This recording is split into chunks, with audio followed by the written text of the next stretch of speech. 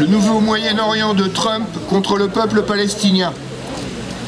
Selon le plan de paix de Trump, la bande de Gaza serait administrée par un organisme international de transition présidé par Trump.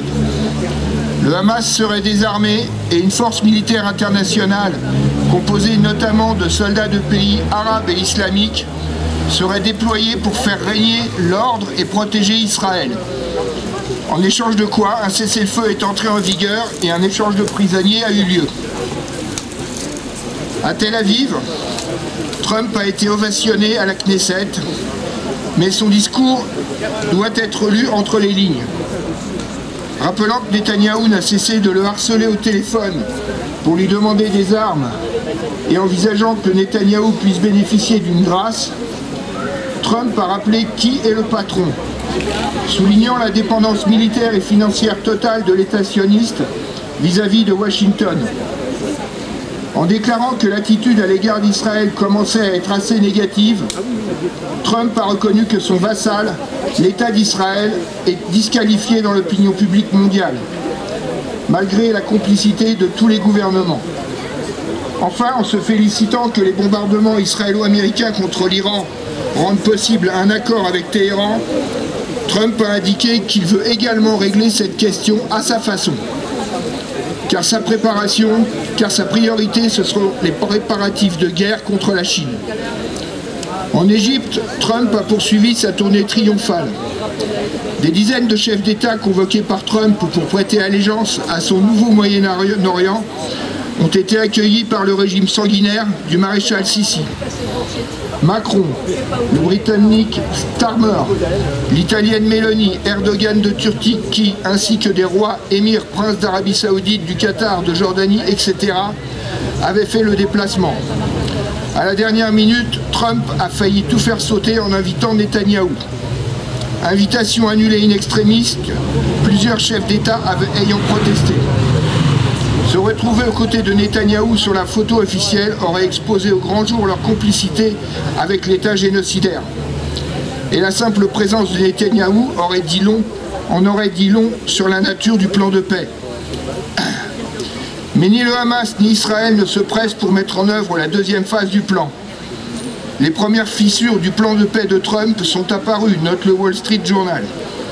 Et comment pourrait-il en être autrement ? Le plan Trump de 2025 a un point commun avec tous les plans précédents que les grandes puissances ont voulu imposer en Palestine. Qu'il s'agisse des accords d'Oslo de 1993, de ceux de Camp David de 1974, en remontant jusqu'au plan de partition adopté le 29 novembre 1947 à l'ONU, qui a divisé artificiellement la terre de Palestine. Tous ces plans, depuis 70 ans, ont prétendu imposer des solutions, niant les droits élémentaires du peuple palestinien, droit à la terre, droit à la nation et droit au retour des réfugiés. S'inscrivant dans cette continuité, le plan Trump ne pourra malheureusement apporter aux habitants de la Palestine, arabes ou juifs, que de nouvelles guerres et de nouveaux massacres.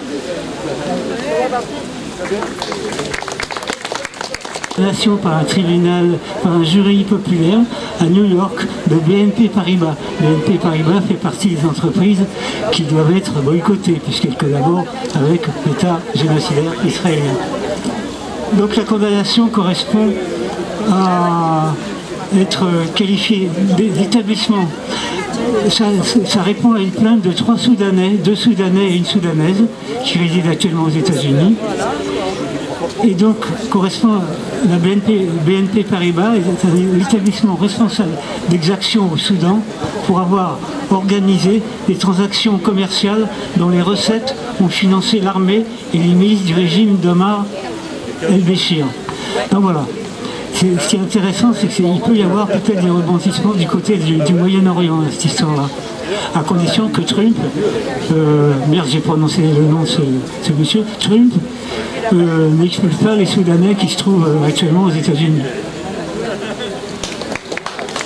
De la déclaration de l'indépendance CGT de l'Ardèche, Association de défense des consommateurs, qui, donc, dans le cadre de la défense de la paix, l'Indecosa CGT a exprimé son soutien aux organisations dénonçant les exactions commises à Gaza et la fuite en avant mortifère des autorités israéliennes. L'Indecosa CGT s'associe donc tout naturellement à l'appel unitaire aux mobilisations du samedi à Aubenas. Nous condamnons notamment l'attaque avec des bulldozers et des engins lourds pour détruire des installations de stockage et des infrastructures essentielles à la préservation et la multiplication des semences patrimoniales palestiniennes, ce qui constitue une attaque directe contre la souveraineté alimentaire, la biodiversité et le droit d'un peuple à cultiver son avenir. L'Indecosa CGT partage ainsi la déclaration de la Confédération paysanne qui condamne cette destruction. Les paysans palestiniens ont depuis des siècles sélectionné et conservé des semences adaptées à leurs conditions locales de culture, sans prise en charge publique de cette tâche. Nous soutenons les initiatives visant à protéger la souveraineté alimentaire et la biodiversité des Palestiniens et condamnons les actions qui menacent les éléments essentiels à la survie et à l'avenir du peuple palestinien. 17 octobre 1961, devoir de mémoire. En ce lendemain du 17 octobre, nous commémorons les martyrs de la lutte de libération algérienne, ces femmes et ces hommes massacrés par l'État colonial français pour avoir osé défier l'ordre raciste et réclamer la liberté. Ce jour-là, à Paris, des milliers d'Algériens et d'Algériennes descendirent dans la rue pour dire non au couvre-feu imposé, ouvrez les guillemets, aux Français musulmans d'Algérie, fermez les guillemets. La réponse du pouvoir colonial fut la terreur. Des centaines furent battus, exécutés, noyés dans la Seine. Un crime d'État, nié, effacé, mais jamais oublié. Nous honorons aujourd'hui ces vies arrachées, ces visages engloutis par la barbarie coloniale. Leur sacrifice n'a pas été vain. C'est dans leur sang que l'Algérie a tracé le chemin de sa victoire. Dans leur courage que s'est forgée la promesse d'un peuple debout, libéré de ses chaînes. Nous nous souvenons pour dire que ces martyrs ne sont pas morts pour rien.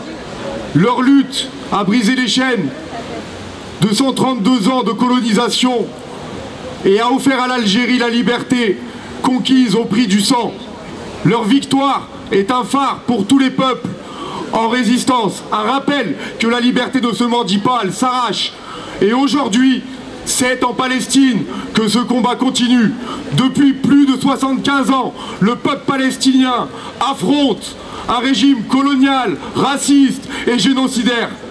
À Gaza, sous les bombes, dans les camps, à Jérusalem, en Cisjordanie, le peuple palestinien résiste avec la même détermination, la même foi dans la justice que celle qui anima nos aînés d'Algérie. Les colons sionistes, comme les colons français en Algérie l'ont fait, ils participent à effacer les peuples, mais les peuples résistent encore et toujours. Les martyrs du passé éclairent les luttes d'aujourd'hui. Gloire aux martyrs d'hier et aujourd'hui, de la Seine à Gaza, résistance jusqu'à la libération. Merci. D'autres interventions d'organisation, on avait prévu, après les interventions, de se retrouver pour parler de la poursuite de la mobilisation, vu l'évolution des événements en cours. C'est-à-dire qu'il y a un cessez-le-feu précaire, on le sait, il tient un peu de choses, c'était rappelé, mais pour l'instant il y a un cessez-le-feu. Alors savoir si on fait évoluer notre mobilisation, se retrouver tous les samedis matins par exemple, est-ce qu'on continue, ou est-ce qu'on trouve aussi d'autres formes d'organisation et de mobilisation.